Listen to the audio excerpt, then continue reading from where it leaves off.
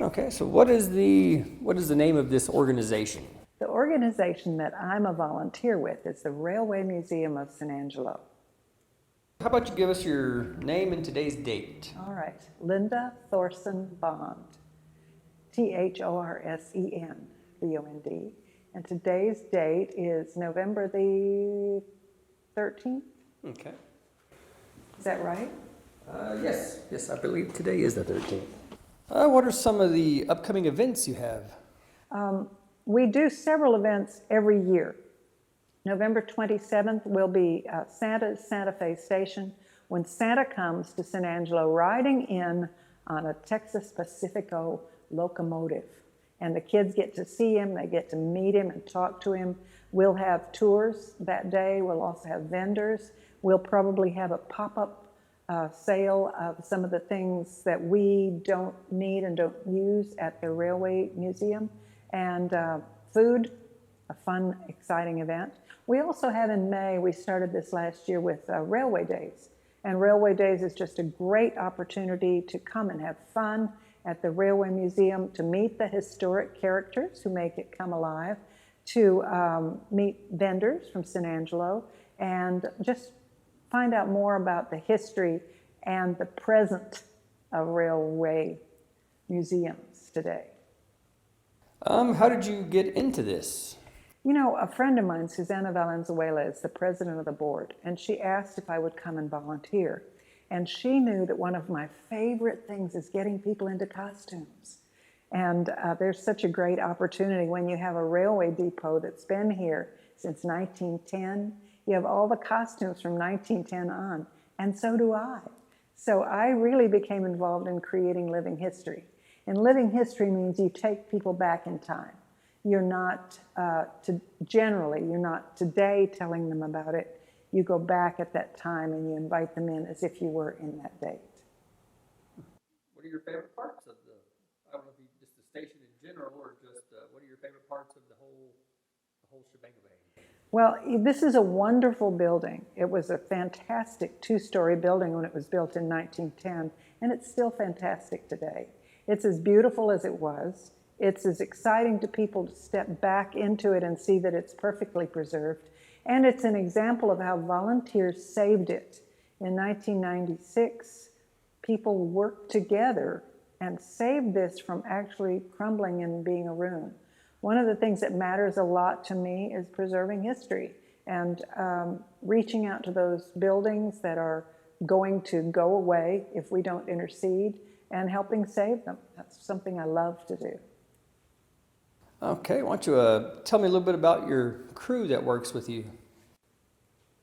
Everyone here is a volunteer, and the board of directors meets once a month and makes important decisions like, how do we pay to have the elevator inspected? What do we need to do about the air conditioning? And then each of us sort of has another area that we're most interested in. For example, I'm most interested in living history. Rocio Manciabas is very, very interested in preserving things from a museum standpoint. Susana Valenzuela loves to create opportunities for people to visit, partly because of her work at the Convention and Visitors Bureau, but she also has a heart for that.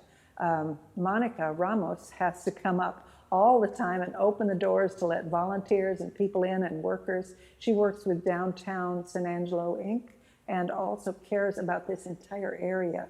We're in a cultural area here, and all of us feel very strongly that part of what we must do is help preserve the historic entities in San Angelo. Tammy Virden is with us, and she is so involved in the Texas Fort Trail, and she brings a whole different aspect in. And then there's Roger, and Roger has been involved with trains since he began working, and still reaches out to Texas Pacifico and other organizations for us. What would you say is your favorite historical tidbit about the station, or San Angelo in general? Let me think. You know, one of the things that I like a lot is that in the early days of the railroad, it was so important to every town. And in 1910, there were some people who actually gave money to bring the train here. Some of them, you hear the name Mertz, and that's Mertzen. You find the names that you see throughout the Railway Museum. They're the names of people who are significant to San Angelo. They're the people who came here and had an impact, and they still have an impact today.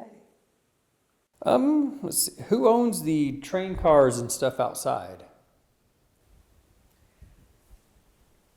Ask me about costumes. The trains and the engines, the caboose, the rail car out there, they belong to the museum.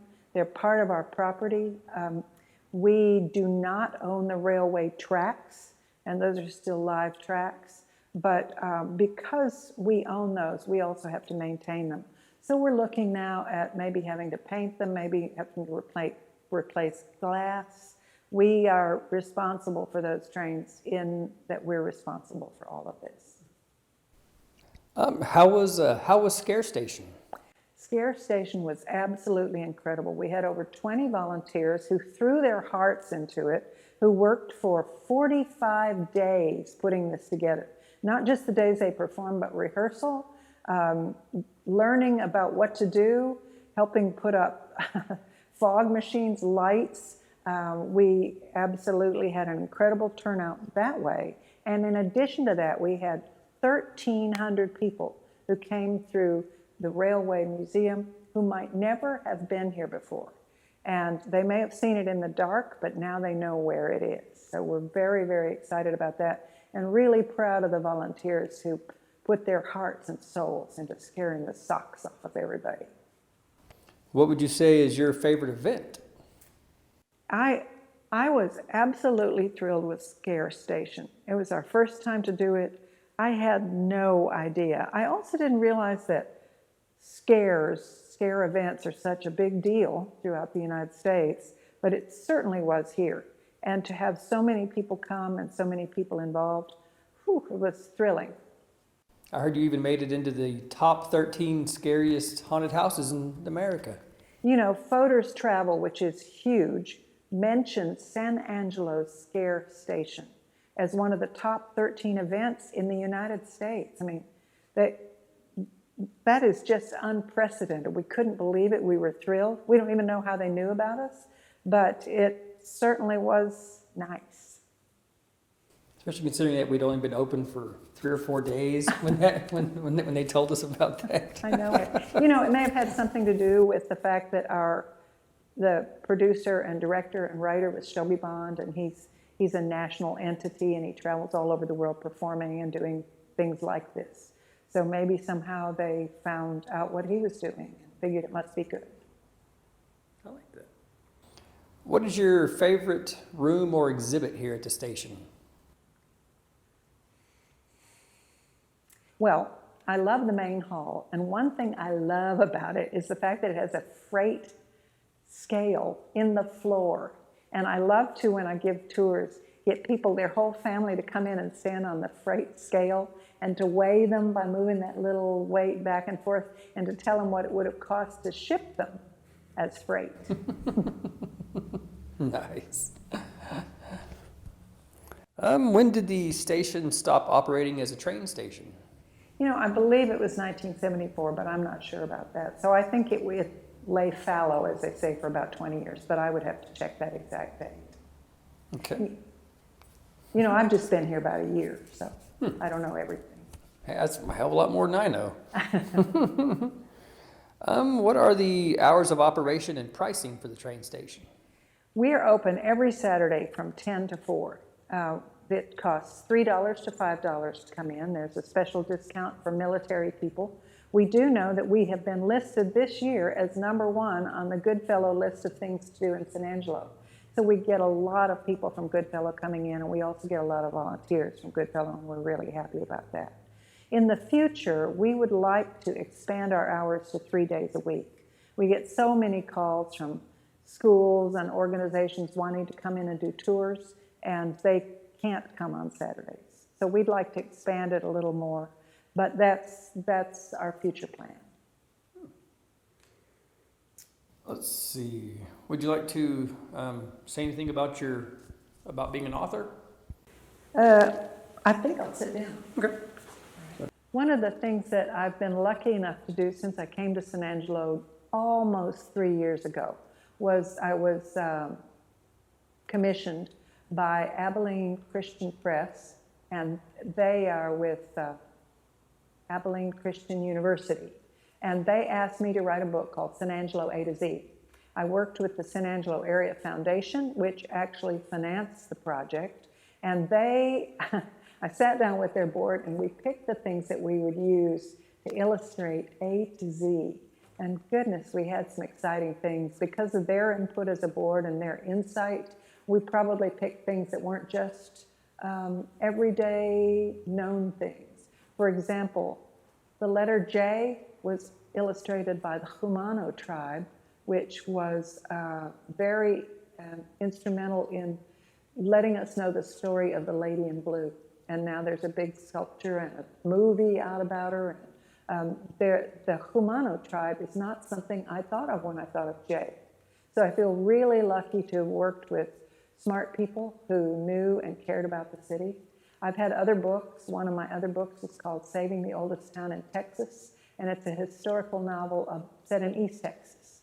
And in addition, I've written academic books because I worked as I still work as a professor at a university in East Texas. Nice. Do you have any words of wisdom that you'd like to impart to anybody watching? One of the main things I would say is sometimes people forget to go out and be a tourist in their own town. Go explore the things that are available to you. If you have not gone to Fort Concho, shame on you. Get out there and go. Come to the Railway Museum. Let us show you what's here. I know you'd be surprised. I think you would be thrilled and astonished to learn how much there is in San Angelo. You've got to go find it. It's not going to come to your doorstep. So I say, get out and enjoy all there is here and discover San Angelo.